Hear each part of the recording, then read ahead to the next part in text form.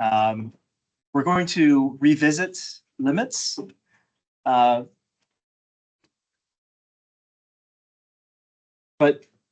we're going to use some derivative knowledge to help us with limits, where before we weren't able to do that because we did limits at the beginning of the semester before we learned about derivatives. But now that we have a derivative background, we can use that knowledge to help us find the limits, which is actually better because then we don't have to worry about all those methods that we've learned before. I mean, those still, I think there still comes a time where you want to use them, but it's nice to have this other option.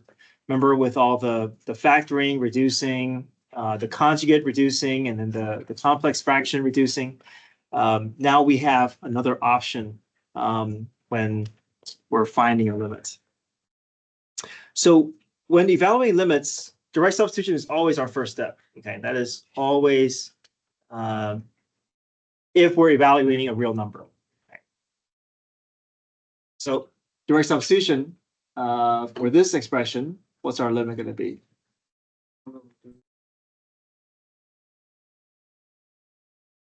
So plugged in 3, what do we get? Numerator, we get 1. Denominator, we get 3. So if it's a real number, there's nothing more to do, right? We don't want to do any thing that is before direct substitution. That is always your first step. The reason why it's your first step is because you don't know what's happening at that point. Is it a connected graph? Is it a hole? Is it an asymptote? And that's why we always do direct substitution first. It gives us an anchor to evaluate the problem, because we don't have the calculator for these problems. We're not going to be able to look at a graph. Okay, example 2. First steps first, direct substitution. What do we get? 0 over 0. So let's go through our old method. Okay, our old method is, well, there's a hole. Let's find the common factor between numerator and denominator, remove that hole, and reevaluate the limit. So we factor the numerator.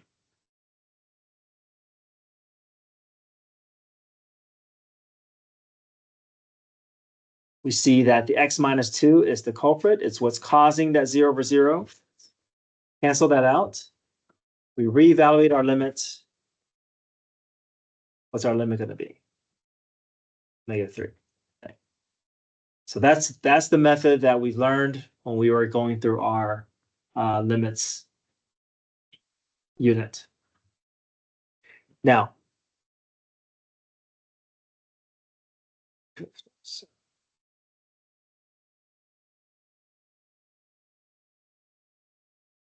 so now we have a different option. So this is what L'Hopital's rule can do for us. If we do direct substitution and we get either 0 over 0 or infinity over infinity, we consider this as indeterminate form.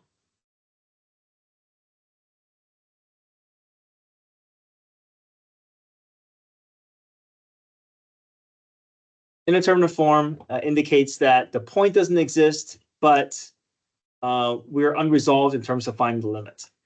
Okay. But usually it's going to be 0 over 0. Okay.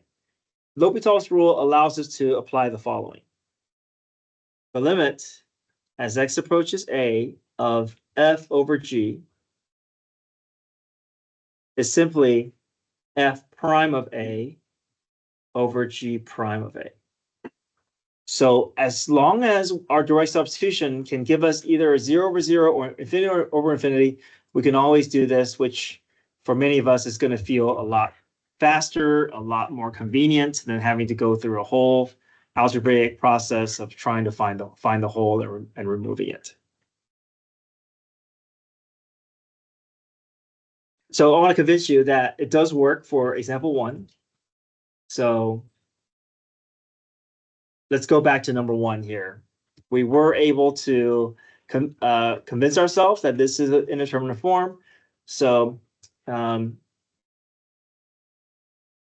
let's find the derivative of the numerator and the denominator separately. X squared minus 7x plus 7 becomes what?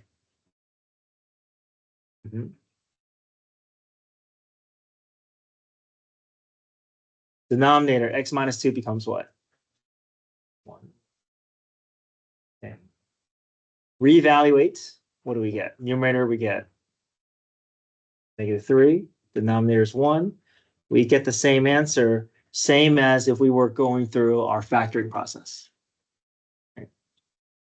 So many of us, if we see a limit problem, this is going to be our go-to. Our go-to is, let's just see if we can find the derivative.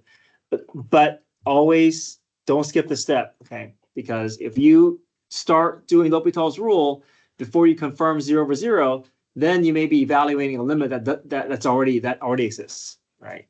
So if you do L'Hopital's rule, but it's not in indeterminate form, then you're not going to get the right answer. So always convince yourself that direct substitution gives you a whole or 0/0 before you move on to L'Hopital's. Because if the direct substitution gives you a real number, then that's the end of the problem. There's nothing more that needs to be done. Why does L'Hopital's rule not work for indeterminate games? Or not work for games other than indeterminate forms? Why does it not work? I am unsure about the proof behind it. Yeah.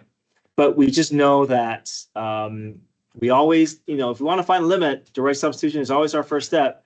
But now, instead of all that process that we've done before, we now have the second option, which is going through L'Hopital's rule. All right, so number 2, evaluate each limit using L'Hopital's rule when possible. First things first, we don't want to assume every problem can be done using L'Hopital's rule. So we always do direct substitution first. Convince yourself that you're getting a 0/0. So numerator, I get 0. Denominator, 2 times 8, sorry, 3 times 8, 24, 6 times 4, 24. 2 minus 2, 0. So I get 0/0. Now, if this shows up on the AP exam and you're asked to evaluate a limit and you're doing part of free response question, use arrows. Have I talked about this? Yeah. Okay. Yeah, use arrows. They don't like seeing equal sign. I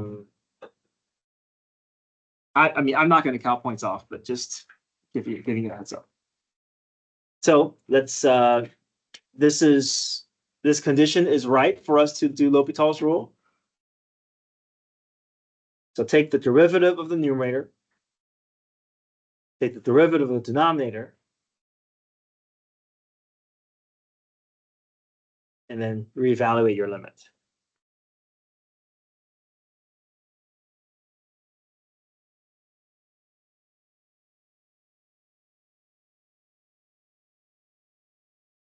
Okay, try number 3 and 4.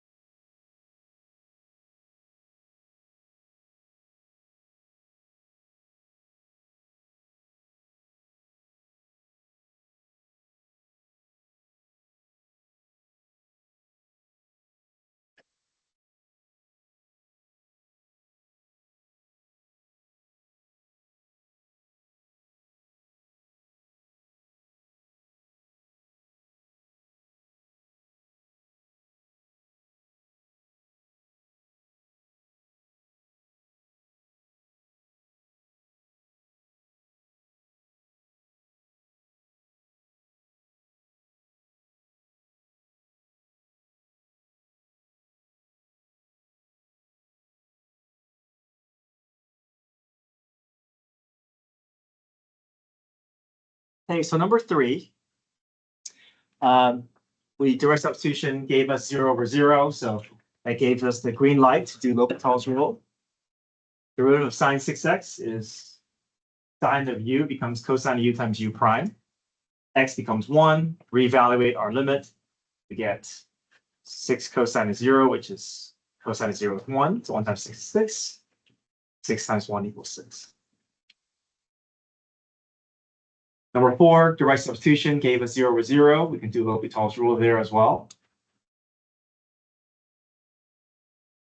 Cosine becomes negative sine. The two negatives becomes positive. Sine of 0 is 0. 2 times 0 is also 0. So we get another instance of 0/0. So when we see that, that gives us the green light to do L'Hopital's rule again. So each time we get a 0/0, that gives us the green light to do L'Hopital's rule once. Okay. We always do direct substitution after we do L'Hopital's rule and see if we get a real number. And if we still get 0/0, then we do L'Hopital's rule a second time. Yeah. When you did L'Hopital's rule to find the derivative of the denominator, I don't know how you got 2 as opposed to 2x. Initially, I did get 2x. This is my first time through.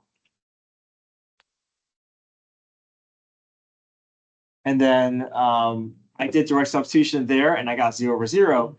And then this is me taking this derivative a second time. Oh, yeah.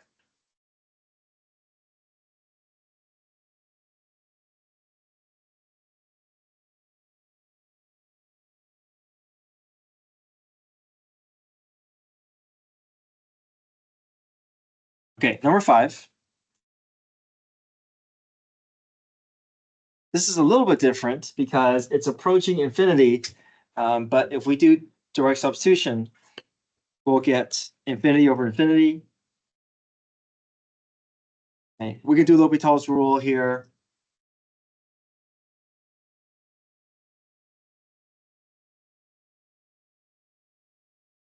We still get infinity over infinity. L'Hopital's rule again. And now we get 4 over infinity, which should remind us that, you know, that value is basically approaching 0.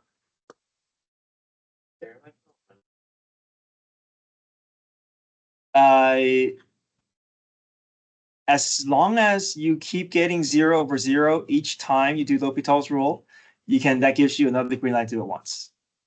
So we don't want to keep finding the derivative, because as soon as we find the derivative, we always should follow that up with a direct substitution. And if that direct substitution gives you another 0/0 or another infinity over infinity, that will give you that tells you can do L'Hopital's rule a second time. Yeah. You go from 4 over. Yeah, so 4 over infinity, we can convince ourselves, right, that this is approaching 0. Oh, right. Right, because that denominator keeps growing larger and larger. Now, typically what I do is when I see infinities, I typically don't go through L'Hopital's rule. I tend to compare degrees and just use the methods that we've learned in the past. It doesn't feel as helpful when it's infinity. And also with this one, even though there are different families of functions, I tend to prefer comparative growth rates. The numerator is a polynomial, denominator is exponential. Slower over faster, it's going to be 0. But it's nice to know that if for some reason you forget or you don't remember comparative growth rates, L'Hopital's rule is there to back you up and still get to the answer using L'Hopital's rule. Right. The more options you have, the better things are. All right, any questions? Let's say you made a mistake, right? And you found the derivative and you did something wrong and you got 0/0. And you took the derivative again and plugged it in. You still get the same. Where in the process did you make the mistake? Say it again.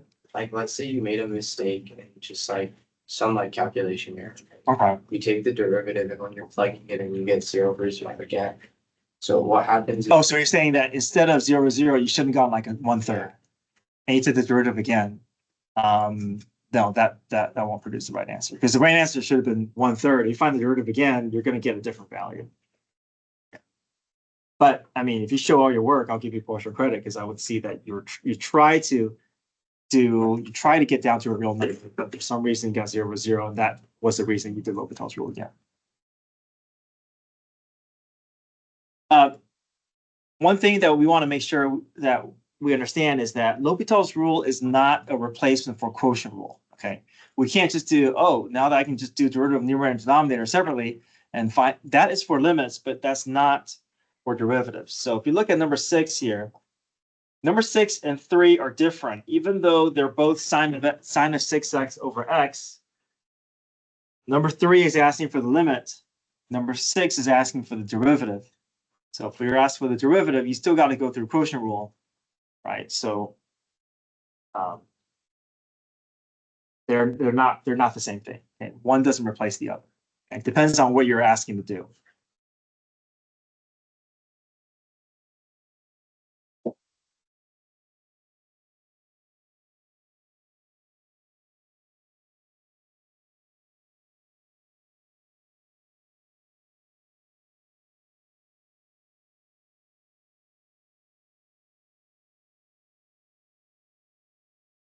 Okay, page 28.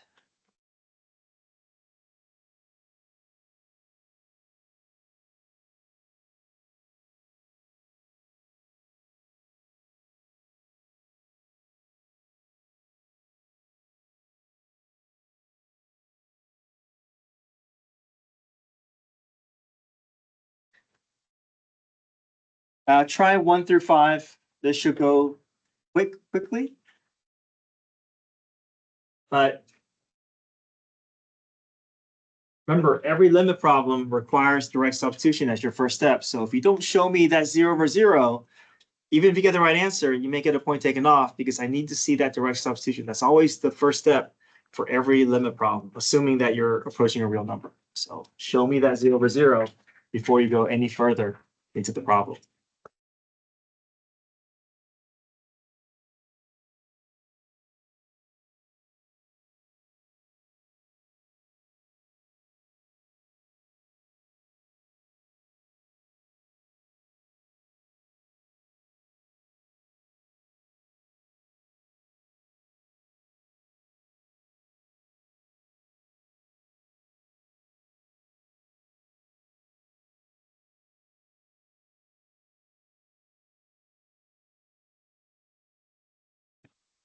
To like write out like my substitution, or can I just put 0 over 0? Yeah, you don't have to show all your steps for plugging values in. You can do it in your head, but just show me that you got 0 over 0.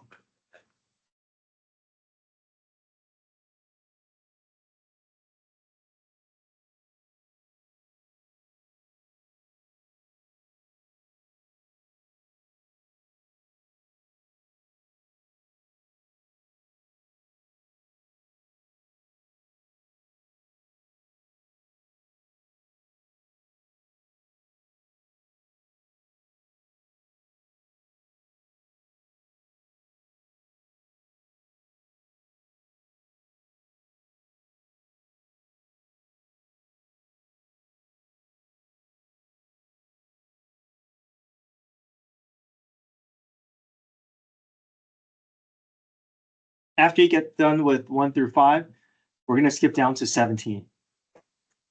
So that, like, the option of factor, you'd always do that with L'Hopital's rule. Okay.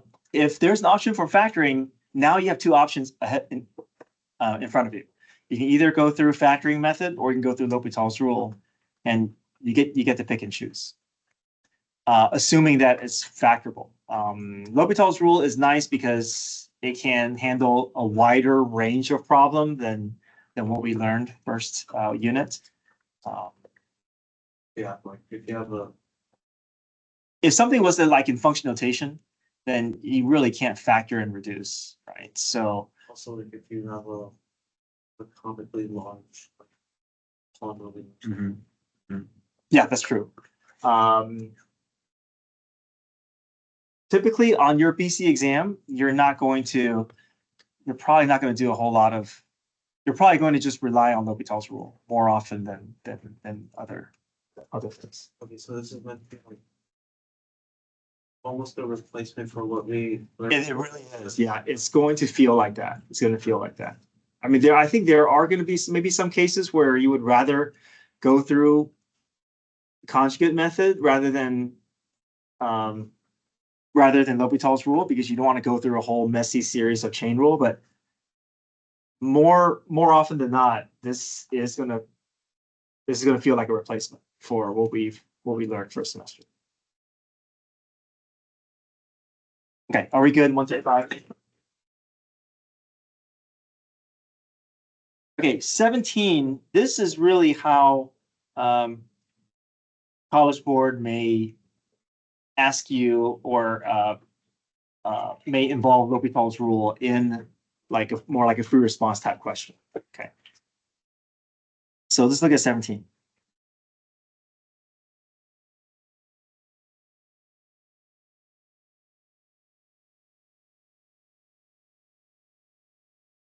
Great, thank you.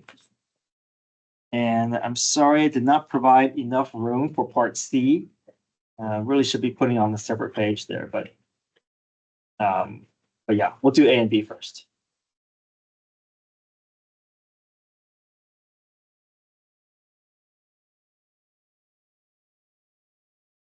Okay, 17. Functions f, g, and h are twice differentiable. All that means is that this is going to be at least a degree 2 curve. Basically, it just means that it's a curved function, curved graph. G of 3 equals h of 3 equals 5. The line y equals 5 plus 1/2 x minus 3 is tangent to both the graph of g at x equals 3 and the graph at x equals 3.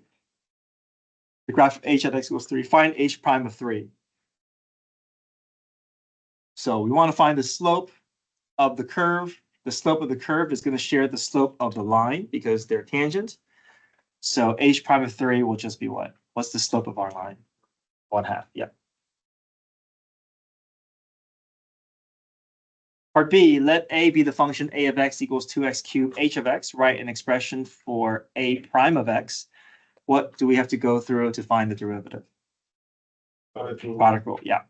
But it's a mixture between an expression requiring power rule, and the other expression is function notation. So we just have to find the derivative. We still go through product rule, but there's a mixture of the way we apply derivative, right? 2x cubed, we do power rule. For h, the derivative would just be h prime.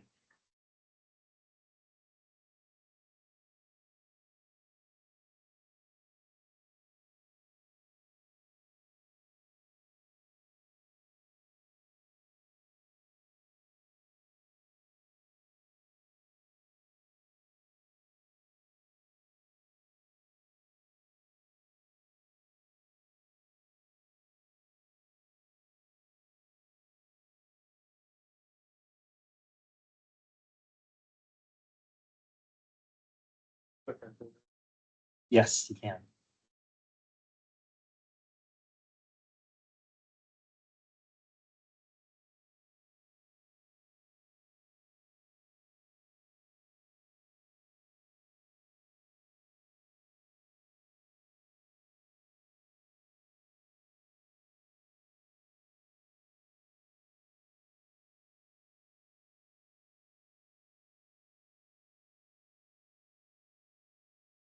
Okay. Part C, sorry, did not give you enough space, so make do with what you have, or maybe you want to use a space for number 16 since we're not going to do number 16.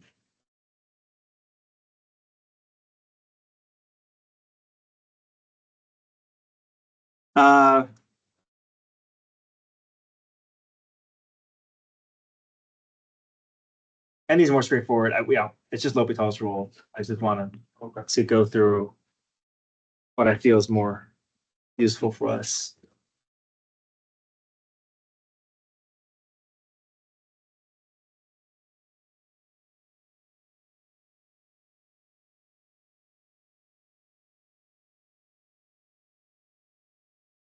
So 17c says the function satisfies h of x. It is known that the limit as x approaches 3 of h of x can be evaluated using L'Hopital's rule. So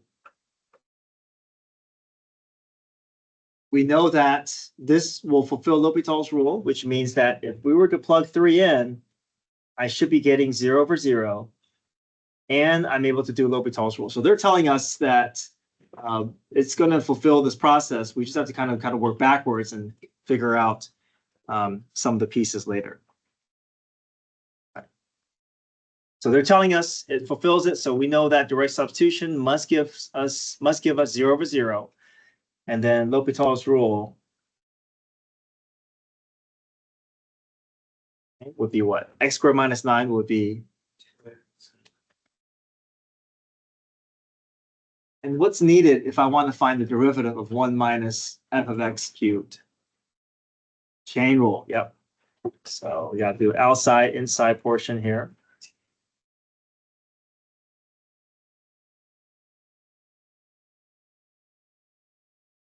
Outside is the negative bracket cubed.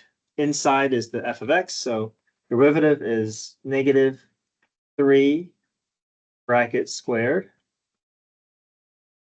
times the inside derivative, so times f prime.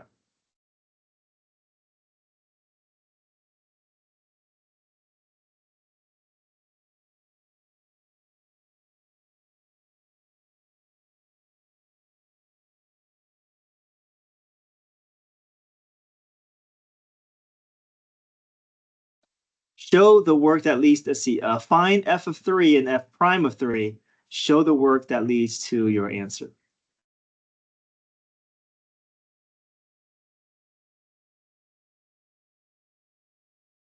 Let's see. Now we know the limit as x approaches 3 of h of x is equal to 5.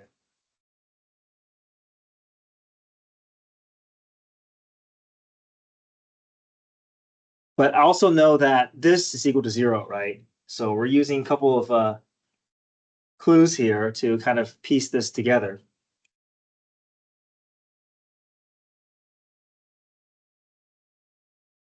I know x is 3.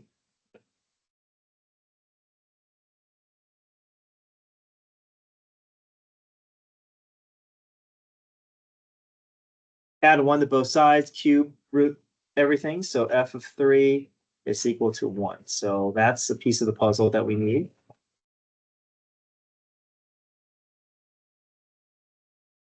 I can set this whole thing equal to 5 because I know that they're telling us that the limit overall is going to end up being 5. So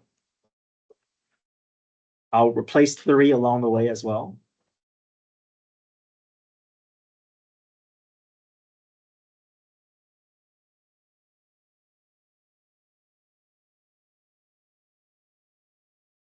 We found f of 3, which is 1. So now we should be able to work backwards and figure out what f prime is.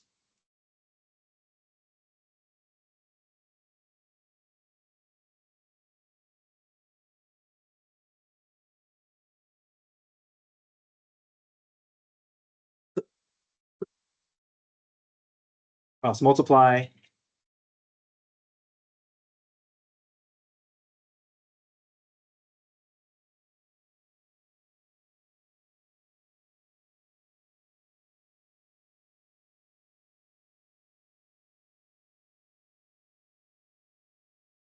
So f of 3 equals 1. F prime of 3 is equal to negative 2/5. So it's a bit more challenging because it's not quite as straightforward. We know what our end result is. We just have to kind of use all those pieces to backtrack and figure out what must be f of x and f prime of x.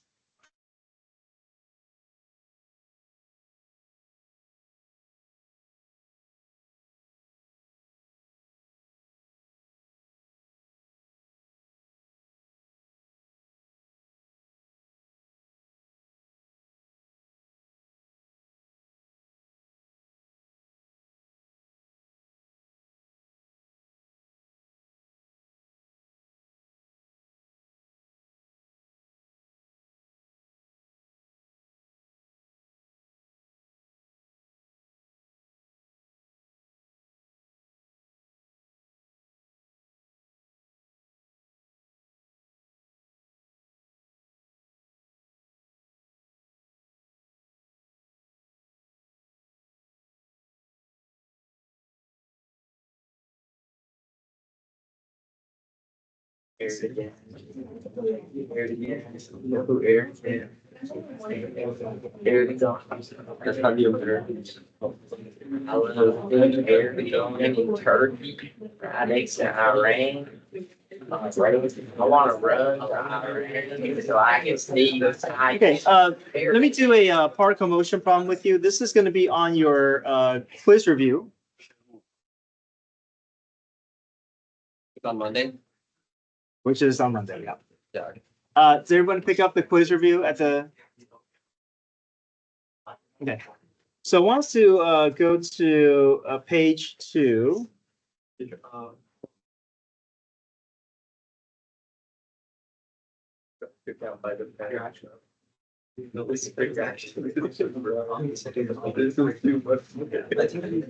Okay, page 2, number 6. Yeah.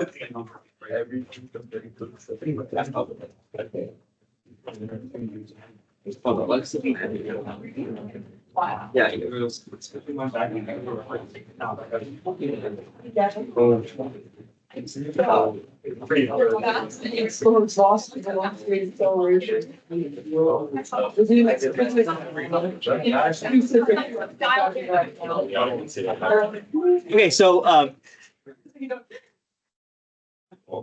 position, velocity, acceleration have a derivative relationship with each other. Velocity is the first derivative of position, and acceleration is the second derivative of position. Which page this? Page 2 On. in your quiz review. It says find the velocity and acceleration functions. We can just find the first and second derivative.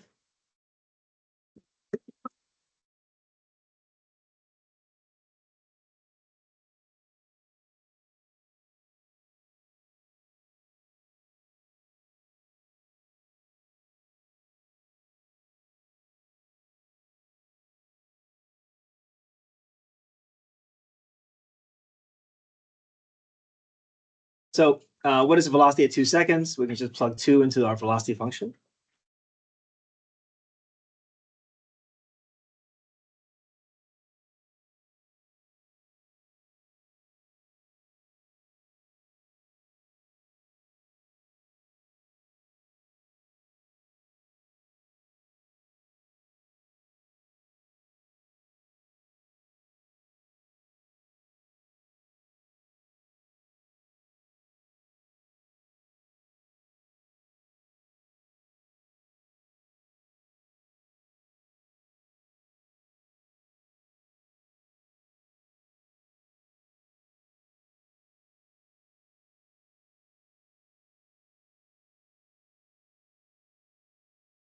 Oh, sorry, plugged into the wrong one here.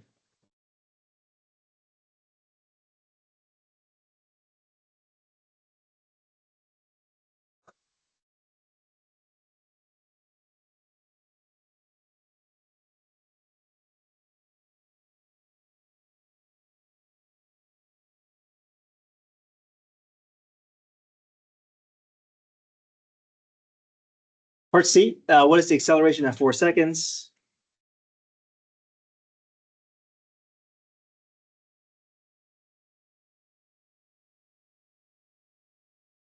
Units of measure, velocity is meters per second, acceleration is meters per second squared.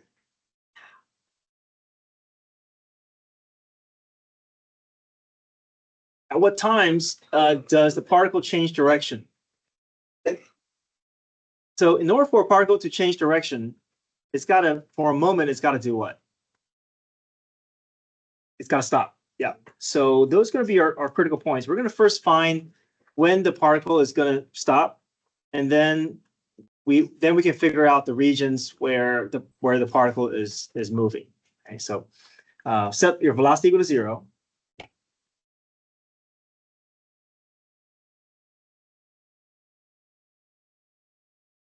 Factor.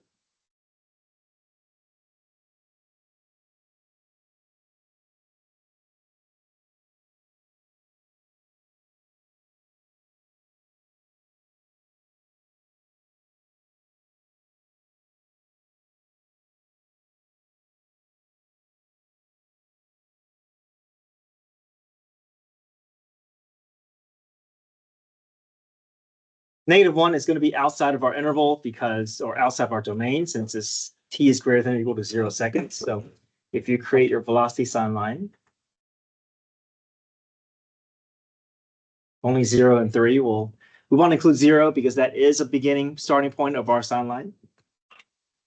And now we just have to figure out what's happening in each subinterval. So I'm going to choose a number in each subinterval. The smaller, the easier it is. And I'm going to plug it into the factored form of my velocity function. That way I don't have to do a whole lot of messy calculations. So 1 goes in for t. 1 minus 3 is negative. 1 plus 1 is positive. Negative times positive is negative. So I know in that interval, my particle is moving to the left. Okay, plug 4 in. Positive times positive is positive.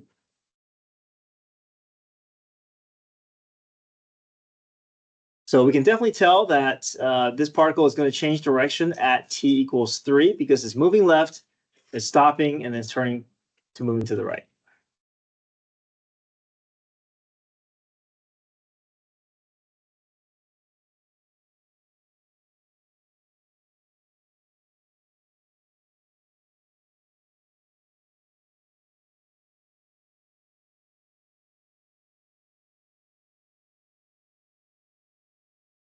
At t equals 0, is the particle moving to the right or to the left?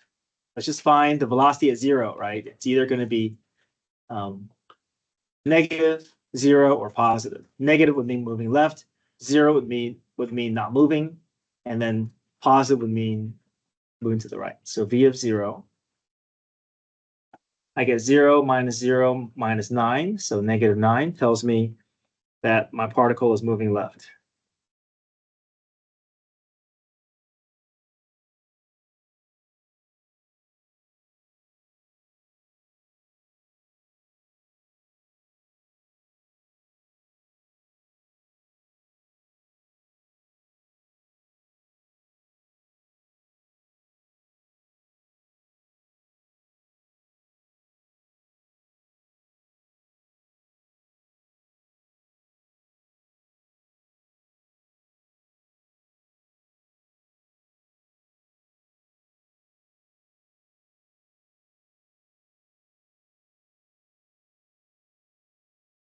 Average velocity. Average velocity is defined as the change in position over change in time.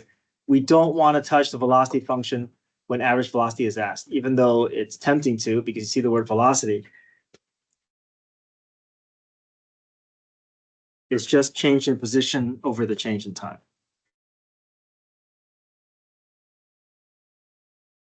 Zoom in.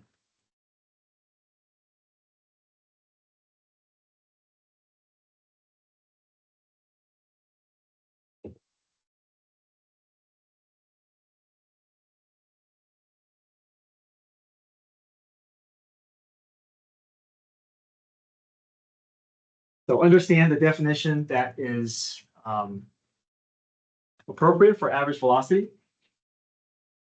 We find x of 3. The position of particle at 3 seconds is located at -25 on the x-axis. At t equals 1 is located at -9 on the x-axis. So we should do the change in position. How much ground does he cover? How much time has passed? That's our average velocity.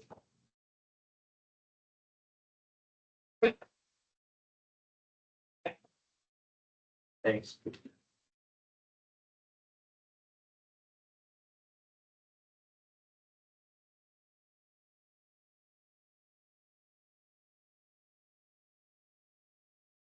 Displacement. Displacement is defined as final position minus initial position, and that's it. We don't divide by time.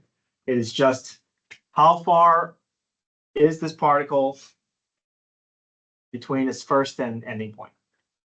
If you get a negative number, that's fine. Negative just means that you end up to the left of where you started. Positive displacement would mean that you end up to the right of where you started.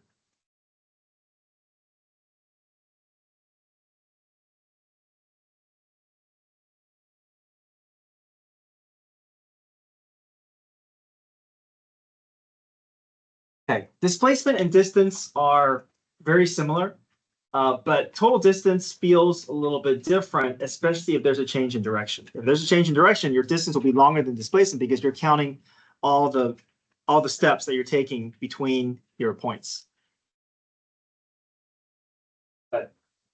before I get to H, any questions with average velocity displacement? You guys okay with that? So total distance, you're still going to gather the same information as displacement. We still want to find the position at the starting point. And we still want to find the position at the ending point.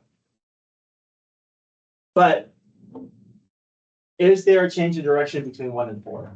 Yes. Yes, we rely on our velocity sign line. Our velocity sign line tells us that there is a change in direction.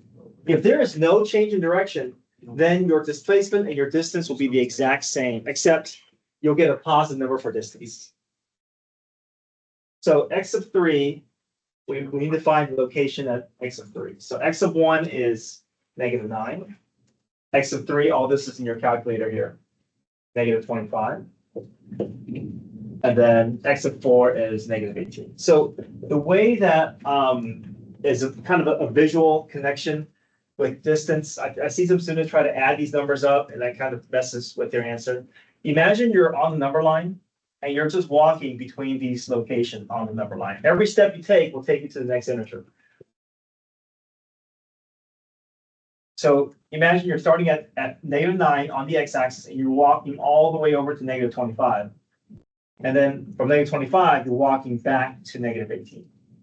So between -9 and -25, how many steps would you have taken to get from this location to this location? 16 steps, right? And because you're taking steps, you're always keeping a positive counter, right? You're not thinking, wait, okay, negative steps. It's always just positive steps. So if you think in terms of just taking positive steps, then, or you're counting steps, which is always going to be positive. And then from -25 to -18, how many steps would you have taken? 7. How many total steps have you taken in total? 23. So that's your distance. So I see some students try to subtract and they get negative and it throws off. But if you just imagine yourself walking from one location to the next, and every step you take, you're just keeping a counter. At the end of your journey, that's going to be your total distance.